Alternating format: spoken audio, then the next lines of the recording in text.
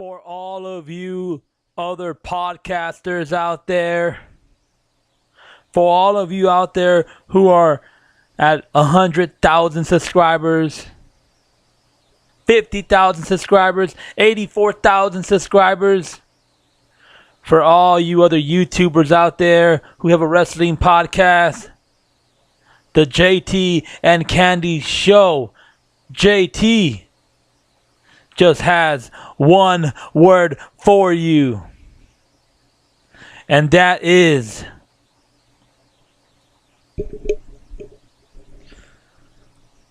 Under Siege.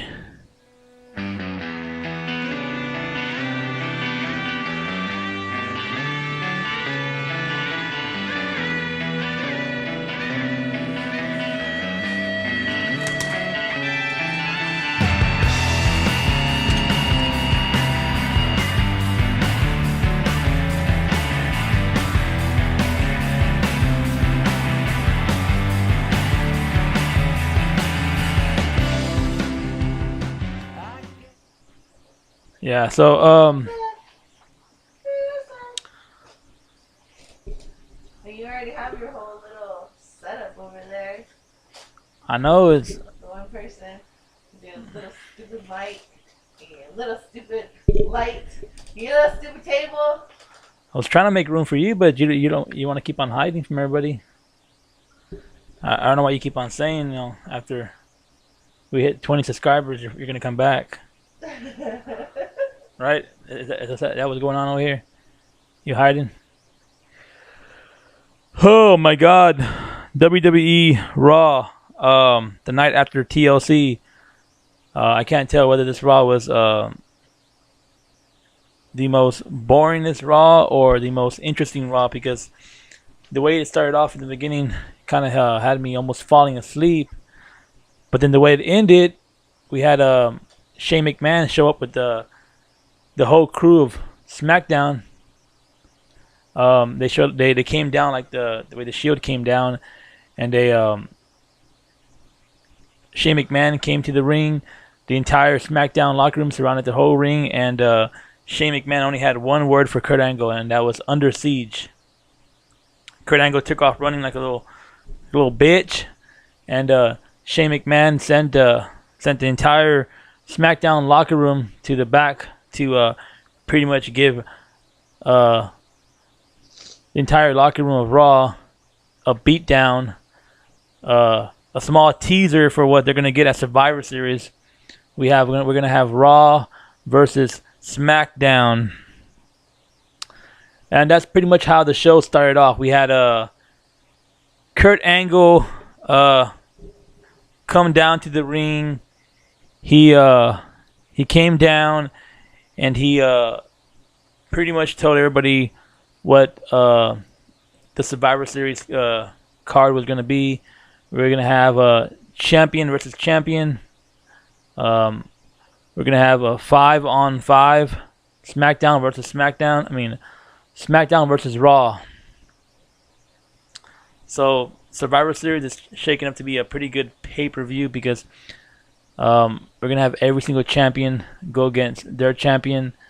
We're going to have the women against the Raw women against the SmackDown women.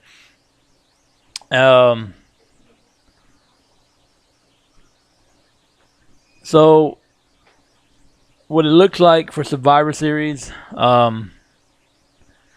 they're looking to do something different. They're looking to grab the attentions of all the people out there who decided to cancel their WWE network, because what they've been doing these last couple months have not been working. But what they did towards the end of Raw tonight was beautiful. They came down, they got in the face of Kurt Angle, they didn't budge. Shane McMahon just sent in his entire crew, and they laid waste to the entire locker room of Raw. So I'm liking how Survivor Series is gonna I'm liking how they're starting to build Survivor Series. Last year, Survivor Series was kind of whack. I wasn't really into it. I don't think I stayed awake long enough to even care to watch or review it. But as far as like an after show from TLC, all we had was rematch after rematch after rematch. The only interesting part of this show of Raw was when you know, Brock Lesnar came out and Paul Heyman pretty much told the world that the modern day Maharaja had no chance in hell of beating Brock Lesnar. We also had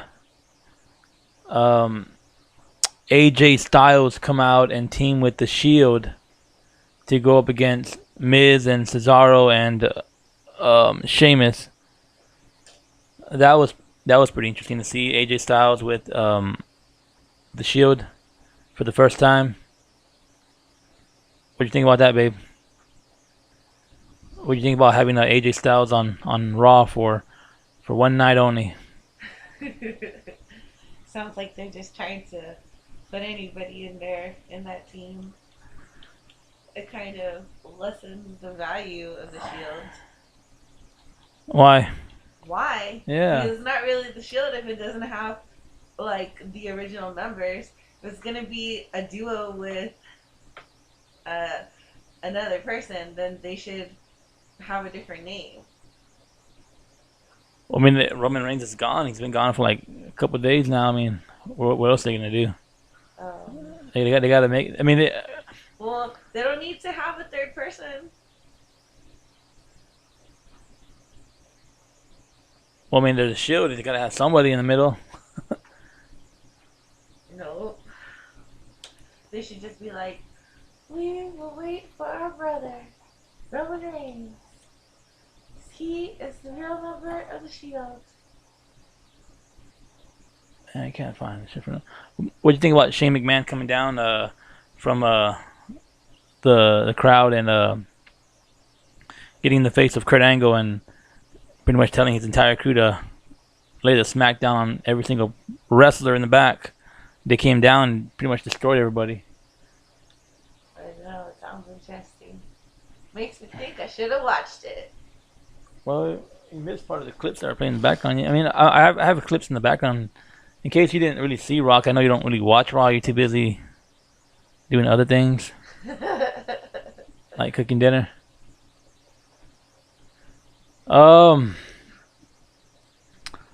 So tonight's Raw was a little bit of both interesting and a little bit of confusing. WWE Monday Night Raw comes waltzing back into our lives tonight, October 23rd, 2017, from the how do you say this fucking name? Research Center, RESCH. Fuck, Rech. RESCH. Yeah, RESCH at Rech Center in Green Bay, Wisconsin. Fuck, I don't know. Fucking, why did I come up with a stupid ass name? Well, from there, it looks stupid. Monday Night Raw was live from Green Bay, Wisconsin, featuring the fallout of the TLC pay-per-view that went down last night in Minneapolis. We had Brock Lesnar come out to answer the WWE Champion Jinder Mahal's challenge and more. What do you think about Brock Lesnar versus Jinder? You think that's going to be an even match? You think Jinder Mahal's going to get his ass whooped? Everybody who goes against Brock Lesnar loses. So, there's your answer. Think so? You don't think he has a good chance of beating him? Nope. Let me see. Nope. Damn. He's barely coming back. You think he's gonna lose already? Who? Brock Lesnar? Yeah. I don't know. I wonder if it's like belt versus belt. Like it would be cool if like Brock Lesnar, like if he won, he would get the WWE title belt, and if he lost, then he had to like, like I said, like if No, that doesn't make any sense. like They can't have two of the same belts on one show. what then they need to like if let's say Brock Lesnar wins, he stays on Raw. If he loses, he goes to SmackDown, and Jinder goes to Raw, and then they have to switch belts. Nah. No, Well, no, that's dumb because they'll stay with the because belts. Brock Lesnar is like barely ever there,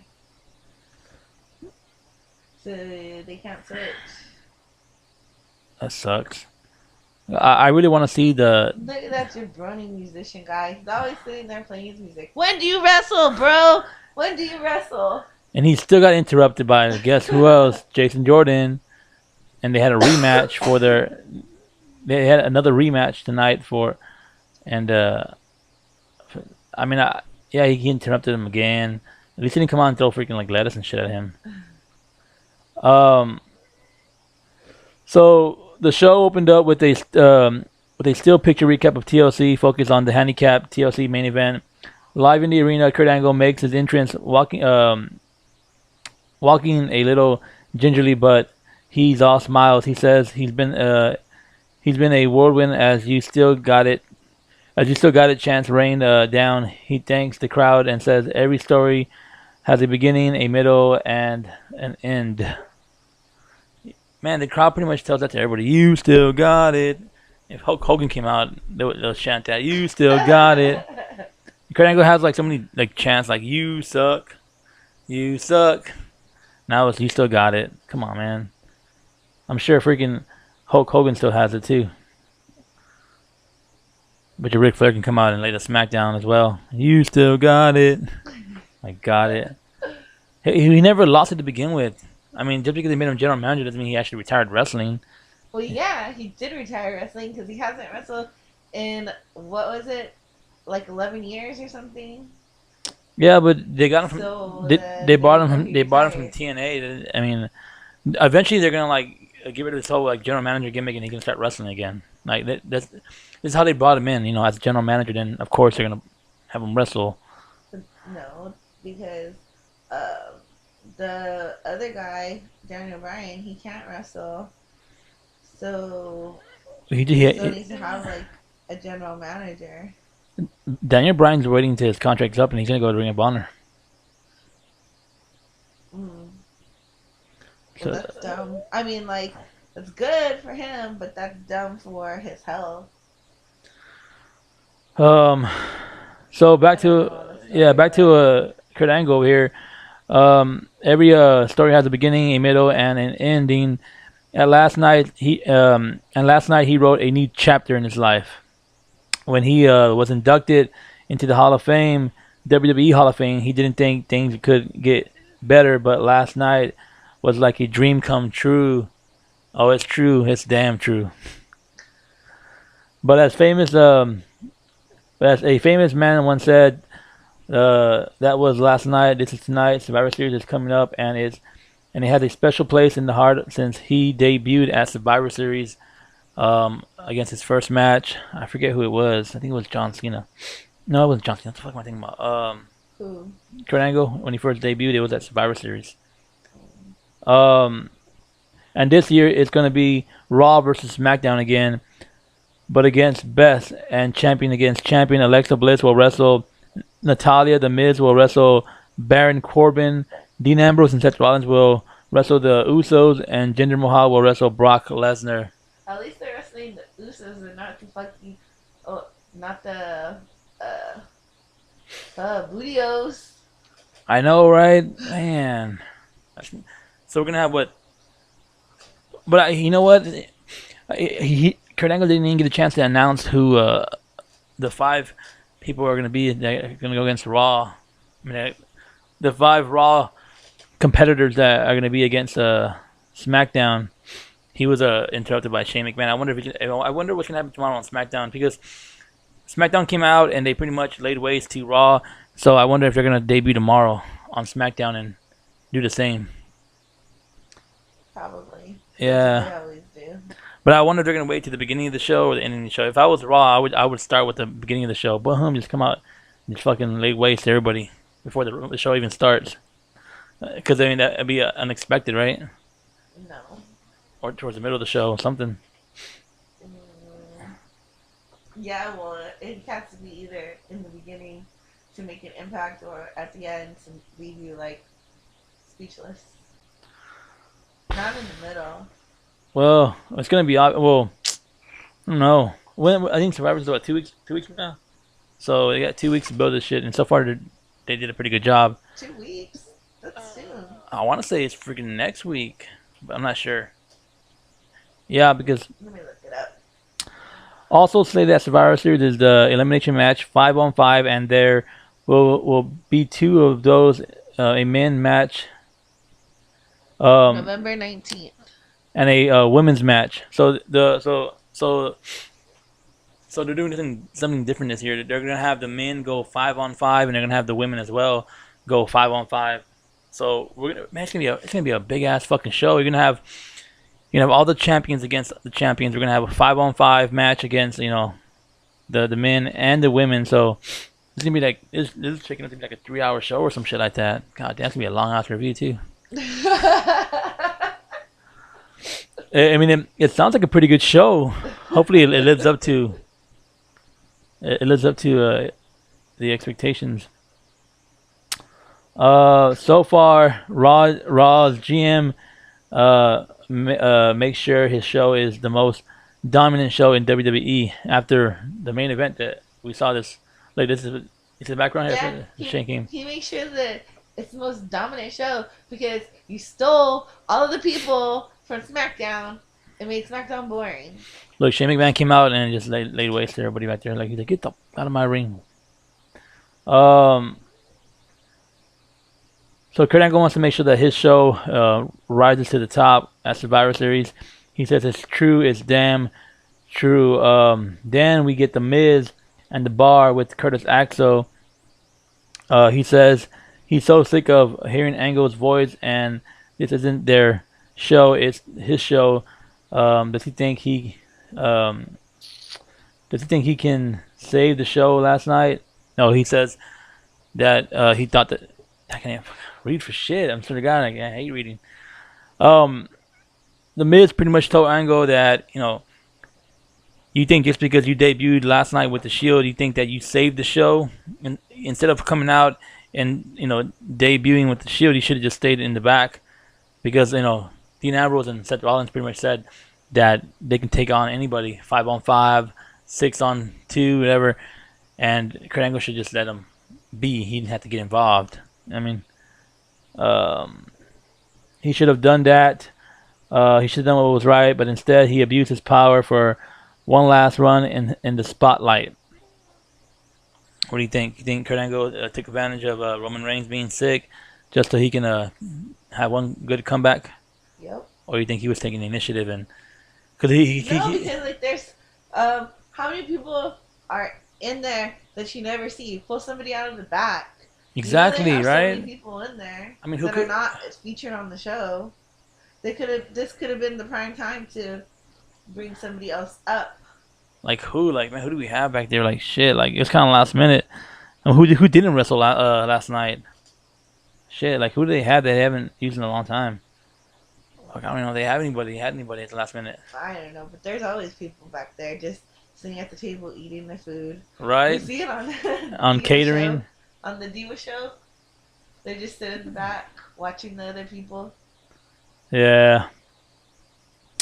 The A-lister tells Kurt he needs to understand this isn't about him and he doesn't deserve to be in the ring. In fact, he should resign immediately. Angle says that's not happening and goes to leave, but Miz tells him he's not going anywhere and he and the boys circle the ring.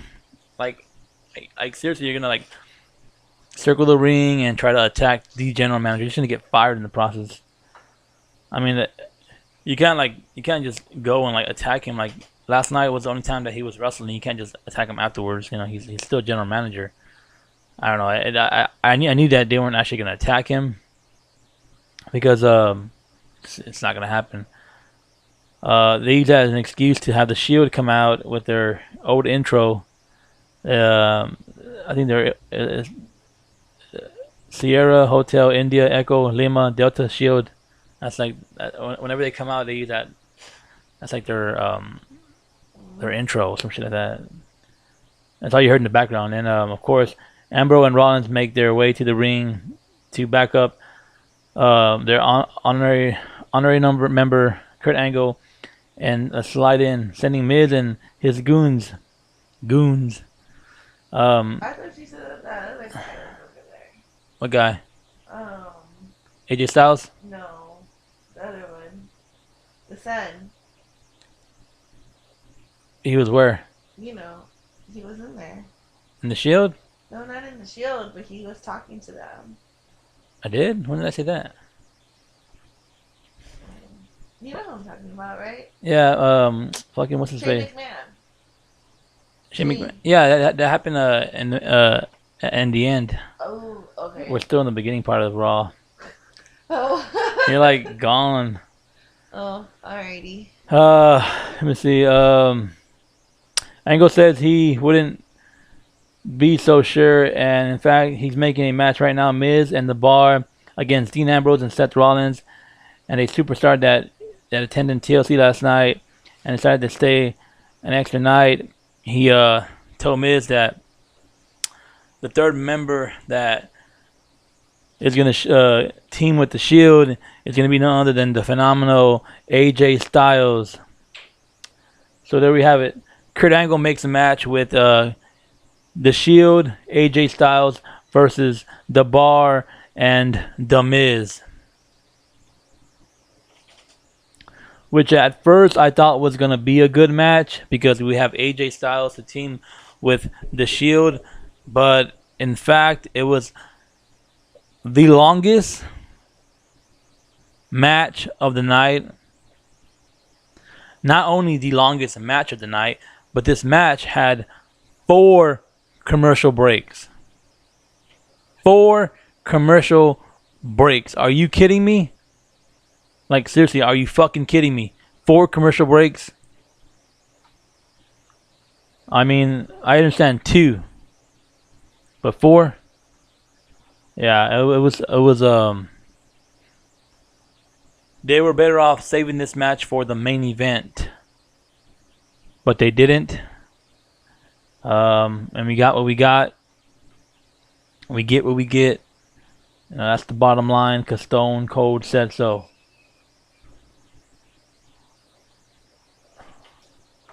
I was saying that, like, whenever they had, like, the match between AJ Styles, the Shield, and The Bar and The Miz, like, the match was, like, super long. They had, like, 4 commercial breaks.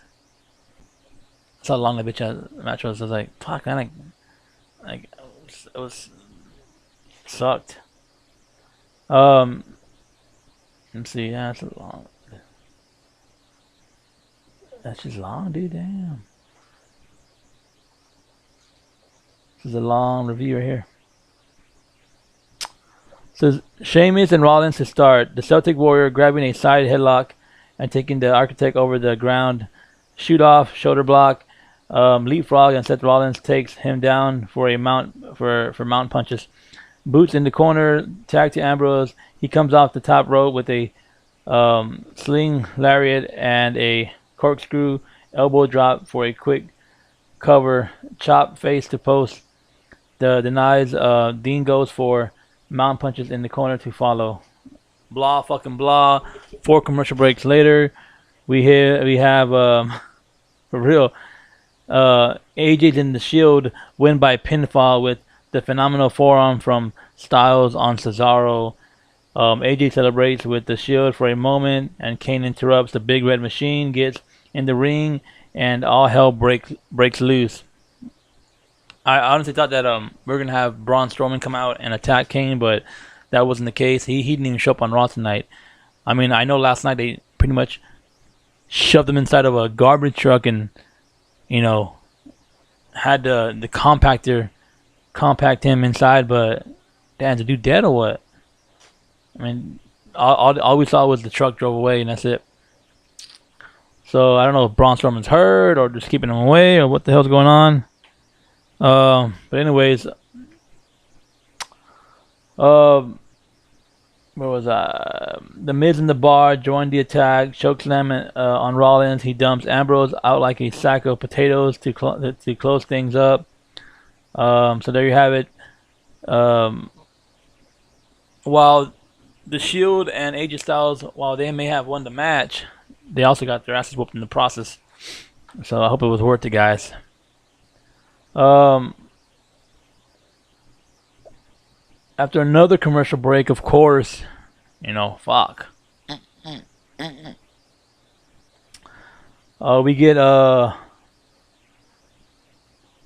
recap from Braun Strowman part in the TLC match last night. They show a video package recapping what happened to Braun Strowman last night. Like, we need to watch that shit again. Like, who the hell throws a guy inside of a garbage truck? That's stupid. Kane is in the ring with the mic and calls out Braun Strowman.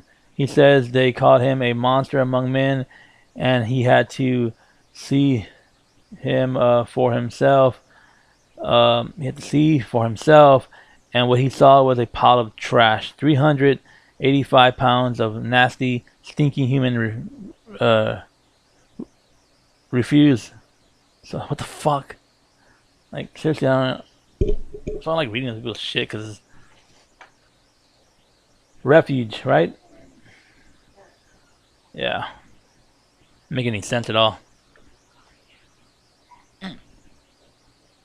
Let me repeat that again. And what he saw was a pile of trash, 385 pounds of nasty, stinking human refuge. So last night he put Strowman where he belongs, in the trash. The trash.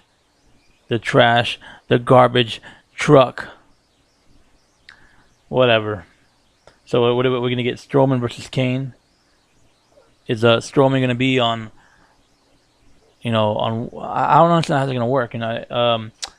When Strowman looked at him, he saw the truth. Kane is and will always be Raw's only monster, and now with Braun gone, he wants competition or what the... First of all, Kane is not Raw's only monster. Kane is no longer a monster. He should be retired at this point. Kane should be on the same shelf as the Big Show right now, because honestly, in a match between Braun Strowman and Kane, Kane would not last 5 minutes. Whatever. I don't. Why the fuck would they bring Kane back and leave Braun Strowman at home? It's fucking ridiculous. Did he come down with did he come down with the viral meningitis as well? What the fuck? Like, seriously, this is ridiculous. So after all that, after all the 5-6 commercial breaks, after we get Kane and his shit talking to Braun Strowman, we finally get decent competition. We finally get a match between Finn Balor and Kane. Finn versus Kane. Kane shoves Balor into the corner, and Finn comes with probing legs, kicks off the ropes. The big red machine knocks him down with a shoulder block. Out and back in. Kane crumbles Balor up to the corner with punches, whip cross, but he gets a boot, another boot to the apron. The carnage continues and continues and continues, and we have a match between Finn Balor and Kane. Long story short, like, this is fucking ridiculous. Like, first of all, like, this match did not need to happen. That's all I'm saying. This match did not need to happen. Kane versus Finn Balor did not need to happen. I don't know if they're building Finn Balor up or not. I don't know what they're doing with Finn Balor. But to have him lose to Kane via a pinfall with a chokeslam, it's ridiculous. It's ridiculous. You might as well send him back to the Ring of Honor and New Japan Pro Wrestling, because you're wasting his talent. Babe, I was saying that Kane and Finn Balor had a match, and guess who won? Kane. That's stupid, right? That's ridiculous. Like, you want the new talent to rise above, not get buried by a freaking old timer. Not in WWE. I think in WWE, if you're a young timer, you have to like wait like 50 years to actually get a push. It But kick. once you achieve it, then you're golden. You're set for life. Well, obviously Kane is, because he's gonna fucking, he's having the comeback of his life when he actually beats, when he could actually let Kane beat Finn Balor. Um, fuck. Yeah.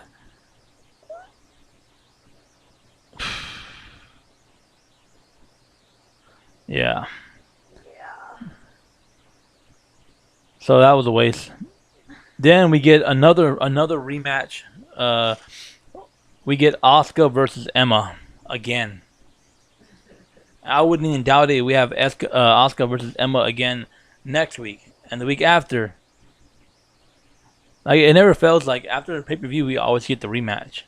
So then we shouldn't even watch the pay per view. We should just watch Raw afterwards, because we can see the rematch afterwards. But they only get a rematch if they lose the belt. Yeah, but there was no belt involved last night. I mean, Asuka made her debut. Emma lost to her, and that was it. Like I don't know. Like, it was dumb. So this entire match last night was an exact copy of the match we saw last night. So, and it was step by step as well too. So, it's nice to give like the rematch after a pay per view. If only you're gonna give the win to the person who lost the night before. But no, instead you get Asuka wins by submission with the Asuka lock again. Or it's nice to have a rematch, but only have one rematch, not like rematch, just like you said, not rematch and then rematch and then rematch and then rematch. Like one, and then that's it. You're either a winner or a loser. That's it. Yeah, but if you already had Asuka bury Emma last night, why would you have Asuka bury Emma again, or even deeper? I would have given the win to Emma. No, because if you do that, then they have to wrestle again the next week. No, like, give the win to Emma and that's it. Asuka moves on to somebody else. Fuck, there's like plenty of women out there to fucking wrestle. The way WWE works. I know. That's what's so irritating about whenever somebody makes like their debut, they have to constantly build them up, build them up. They're already popular as it is. Like, why do you need to waste your time trying to build them up? If the fans don't know them from NXT, then you have the wrong fans. Not everybody watches NXT. Well, they should. They would waste less time. Well, they should. Okay. So we get Emma pressing the attack, butterfly suplex gets a near fall, and she follows it up with a reverse chin lock. Asuka escapes, thinking Asuka lock, denied, backslide, no dice, and Emma lands a lariat for another 2 count, putting Asuka hard into the turnbuckles. Hammer whip forearm, but Asuka gets some separation from with a missile drop kick. Trading hands, Asuka starts ducking them, palm strikes, spinning back fist, German suplex off the rope for another hip attack. Nope. Emma struggles to get back into the match. Asuka catches her with a Asuka lock, and Emma taps out once again. So for Emma, when she comes out next week on Raw, they're gonna be chanting for her, "You tapped out, you tapped out," because all she does is tap the fuck out. It's ridiculous. I wouldn't tap out to the Asuka lock. Right, babe? You wouldn't tap out? Nah. Yes, you would. How do you know? But she's fucking tougher than you are. Man, I'll whoop her ass. I already like do all that stuff. So after all that mess, after we come back from a commercial break, we have Alexa Bliss to make her Alexa Bliss makes her entrance. She comes out looking good, looking like a champ, looking like someone who dominated their match last night, and she did by beating Mickey James. She says last night she beat Mickey James. And she can put her in the. Last night she beat Mickey James and she put her in the path where she belongs now. So she's focusing on Survivor Series, where she'll dismantle the cat lady Natalia. There may be two brands, but she's going to remind everyone that there's only one goddess, and she wasn't even going to bring it up with us, but the fact is that she feels very unappreciated because the fans did not chant she deserves it. And she even tried to get the fans to, chant, you deserve it, you deserve it. They're going to chant it to Kurt Angle, but they're not going to chant it to Alexa Bliss when she defends her WWE championship belt last night and actually, wins it. And she felt like the fans were not respecting her enough to chant, you deserve it. But of course, after all that, after we thought we were going to get Alexa Bliss versus Natalia, a fresh rivalry, we have Mickey James to come back out. And, well, she really didn't say much. All she said was, no, all she did was pretty much attack Alexa Bliss, beat the crap out of her, and Mickey James then tells Alexa Bliss she does deserve it. And she deserves exactly what she got, which was a beatdown. If anything, Mickey James should have got the beatdown, not her, because as of right now, Mickey James needs to go back to where she came from, and that's the old timer house. So then we get more women coming out. We get Bayley and Sasha Banks are meeting with Kurt Angle backstage. Bayley puts him over and gives him a hug, and Kurt says he needs to talk Survivor Series, and the team needs a captain. Alicia Fox rose up and to yell about deserving the spot, and Angle says they're gonna do what they always do on Raw, which is put them in a match to determine who the captain for the Raw team is going to be, which is dumb. Nobody cares who the captain's going to be. Just name a captain, get rolled with. Honestly, I thought they were going to go with Sasha Banks with being the captain, but that was not the case. But anyways, they have a match for that, and well, we'll get to that in a little bit, because we have Elias Samson in the ring trying to perform for the fans, and he constantly just gets interrupted. He starts to have audio problems. The guys in the back don't know how to do their damn job. He constantly has to do a mic check. Then, of course, I didn't know that this was going to happen, but I kind of already assumed it. We get Jason Jordan to come out and laugh at him, mock him, and, try to crack stupid jokes here and there, but nobody really cared.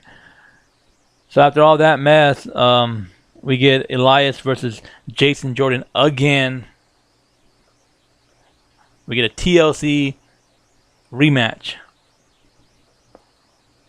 which I can't really complain about, because their match last night was pretty decent. So the rematch on Raw was about the same. It was bearable to watch, and I'm a big fan of Elias, and I'm starting to like a little bit of Jason Jordan as well. So anytime they're in the ring together, it makes sense. And they are the two youngest, so it's not like you're having one older guy put down a younger guy. They're both competing for the spotlight right now. And I wouldn't doubt it if next year they are in the main event, because they are main event material. So we get Elias has Jordan in the corner beating on him as referee Shad Patton demands he back off. Snapmare elbow drop for a cover. Fish hooking the nose and following it with a crossface strike into a reverse chinlock, staying on Jason as he tries to roll free, uh, raking the face some more.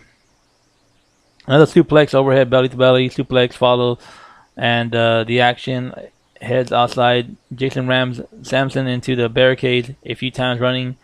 Elias smashes the guitar over Jordan's shoulder. Yeah, that I didn't see that part. And I was, man, it was about time. He has been coming out with that guitar too many times on Raw, and he has never used it on anybody. But tonight on Raw, he actually used it, and that's pretty awesome. Um, Jason Jordan wins by disqualification, so this match is going to continue on Raw probably next week. So we're going to get them again. Probably going to be a no disqualification match, or it's going to be a fucking guitar match or some shit like that. Guitar on a string match. Who knows? Trainers come down to check on Jason Jordan as the Drifter takes what's left of his guitar back to the entry with him. Man, that's a damn shame when he's so damn pissed he has to like break his guitar over this jabroni's shoulder because he disrespected him on at TLC last night and plus on Raw as well. I wouldn't be surprised if he was the guy fucking with the audio in the back. So he deserves to get his ass whooped. Finally we get the Beast, Brock Lesnar, making his way down to the entrance with his shadow Paul Heyman. I hate it when Brock Lesnar has to come out and he has to have a big match, and being the champion that he is, the Universal Champion, the undisputed champion of the world, the Universal Champion. Like, why can't you speak for yourself, Brock Lesnar? I mean, you're a big guy. Why do you have to have someone like Paul Heyman speak for you? That's just lazy. It's bad enough that you don't already show up every day on Raw. You show up like once every 6 months, but then you don't even come out and speak. I mean, you're getting paid just to hold a belt. All you are is a belt holder. That's it. Nothing more, nothing less. And I hope that Jinder Mahal at Survivor Series shows you what a real champ looks like, because I mean he is holding the one and only WWE Championship belt. He's not holding the Divas belt. He's holding the actual World Heavyweight Championship belt. And all you're holding is some fake ass belt that we made up for Raw. And we call it the Universal Championship belt, whatever the fuck that means. Universal. So you're the Universal Champion of the universe. Fuck.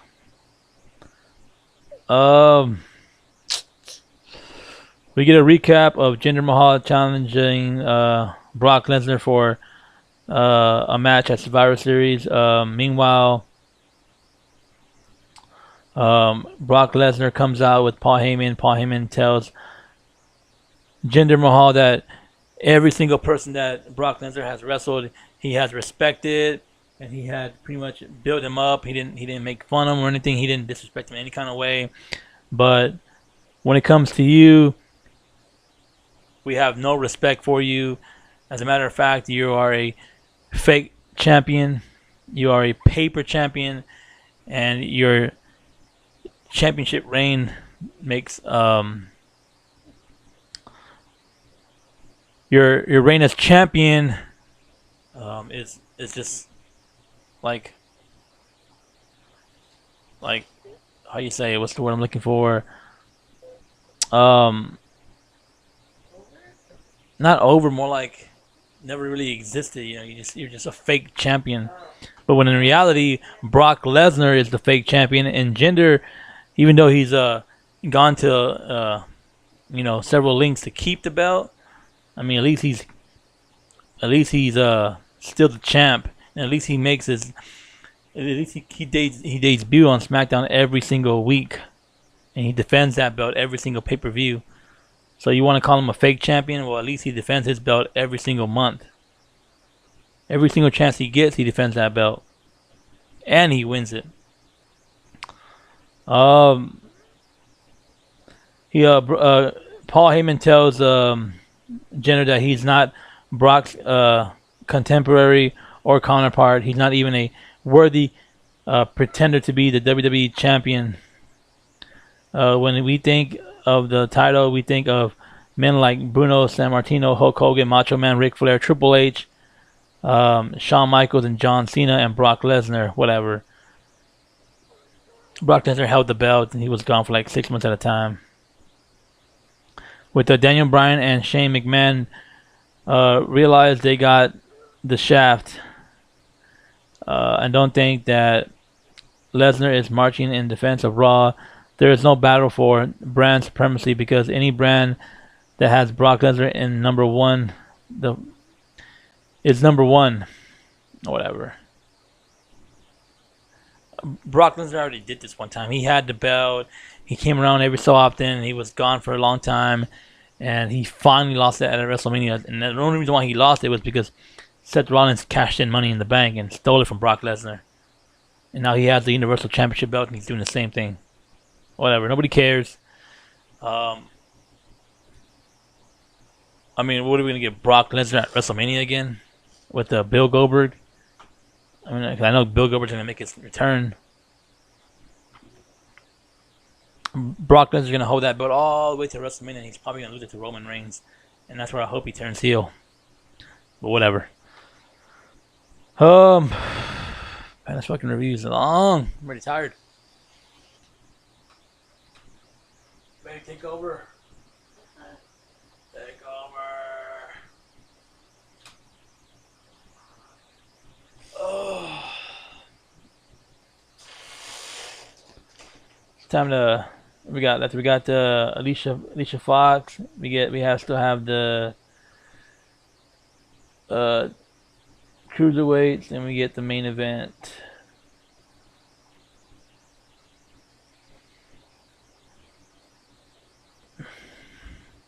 I don't want to make the review too long, so I'm gonna have to shorten this up a little bit. We get Alicia Fox versus Bayley versus Sasha Banks. Winner of the match gets to be the team captain for their Survivor Series team at Survivor Series. Each women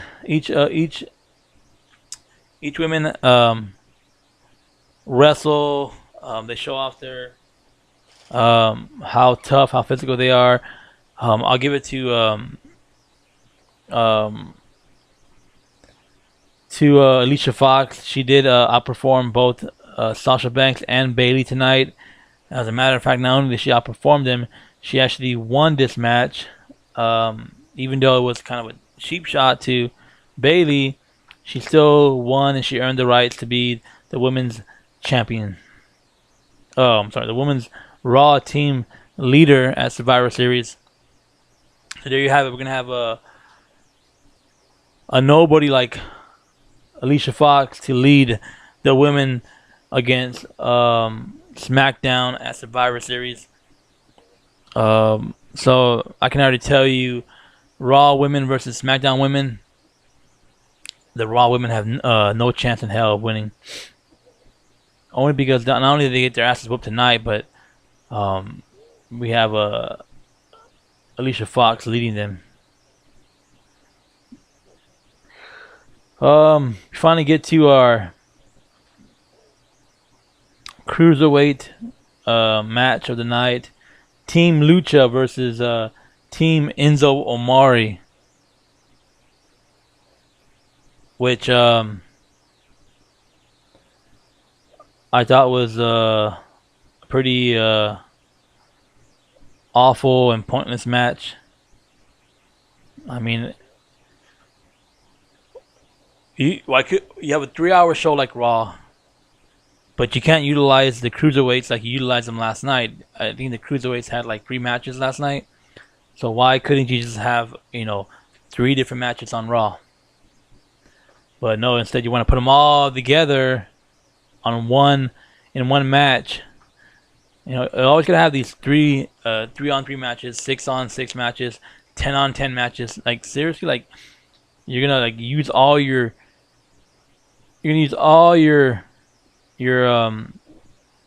you need all the talent in the back against each other just to like, you know, take a cop out, and I have to like, you know, not have to like waste time trying to book decent matches left and right.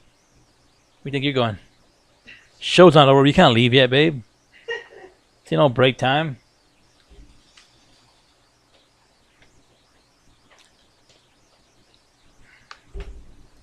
So we get Team Enzo versus Team Lucha. This match was one of those matches you get up. You know, you go to the fridge, you pop open a beer, you figure out what's for dinner. You eat some dinner. You take a shit. You come back, drink another beer, and then you hit the unmute button while you're playing your YouTube jams on your sound bar, and you realize that, damn, if I would have actually sat and watched this match, I would have lost too much time of my life I could not get back, because this match was boring. Team Lucha wins by pinfall with Salida del Sol from Jalisco on Enzo Amore. Like, seriously? Like, how many times do we have to watch the good guys win? I mean, give the pinfall to Enzo Amore. Like, if you're building him up for a reason, like, build him up, give him the win. Let him look dominant. But instead, you want him to constantly get jobbed out to Jalisco. You know, he got jobbed out to Jalisco on Raw when he lost his belt.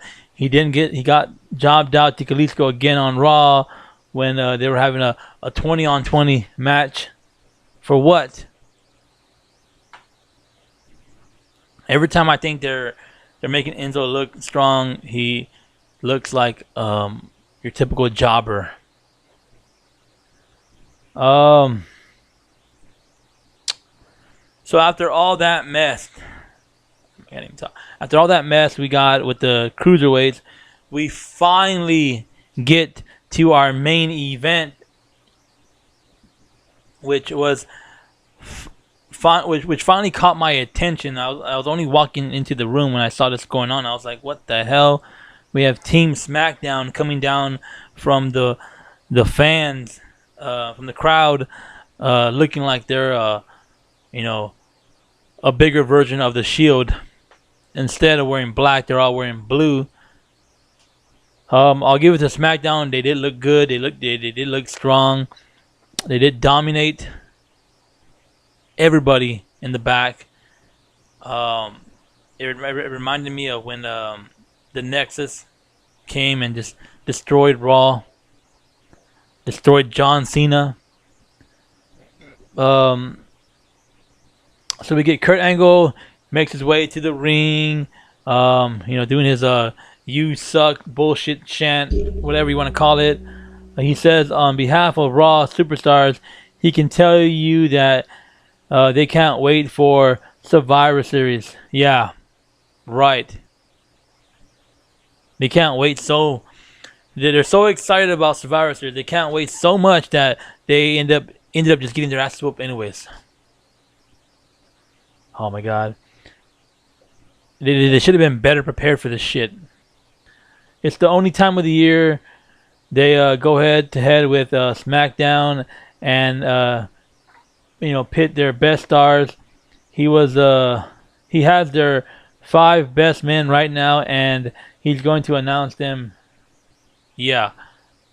First, there is his 5 best men. Let me guess. Roman Reigns, Braun Strowman, we have Kane, possibly. Who else is there? Jason Jordan, and possibly what? Elias Samson? Who knows? I mean, I wouldn't doubt if he would have picked Hulk Hogan, Kevin Nash, Scott Hall, X-Pac, and Kurt Hennig. Seriously. I wouldn't have been surprised if we picked Jeff Jarrett, Sting, Bully Ray, the Broken Matt Hardy, and Jeff Hardy. That's how lost that dude was. That dude got beat down so much last night that he forgot that he was the general manager of Raw. But before he can tell us his best five, Shane McMahon comes down with his team. He comes to the crowd with the SmackDown roster and told they circle the ring, and Shane gets inside the square circle against Angle. He looks Angle straight in the eyes. He looks him straight in the eyes, and he only has one word to say to him. He tells Kurt Angle, "Under siege."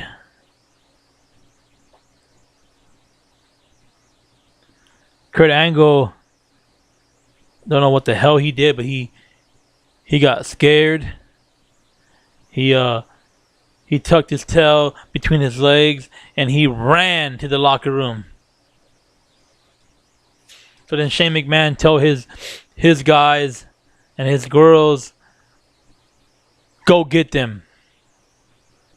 Like a boss.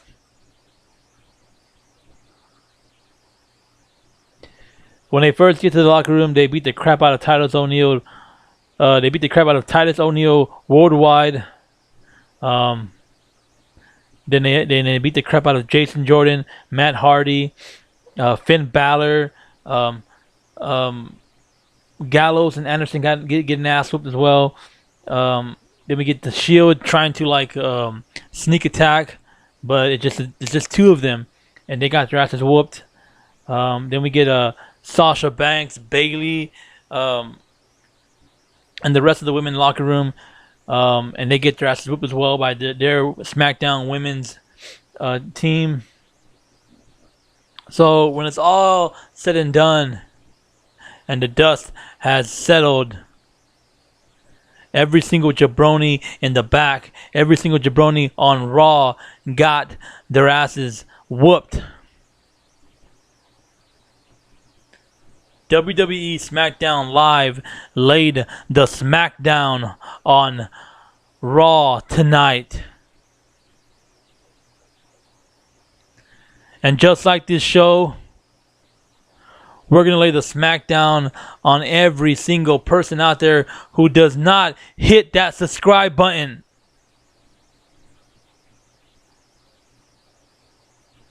Because you want to come out here and you want to watch this show. You want to sit back, relax. You want to hear this review. You want to get the results of Raw. But you don't want to hit that subscribe button, jabroni. If you don't hit that subscribe button, the people's champ, JT, is going to come out of this TV. He's going to whoop your candy ass. He's going to check your ass into the SmackDown hotel. He's going to loop his size 14 real good, turn that some bitch sideways, and stick it straight up. Well, you know the rest.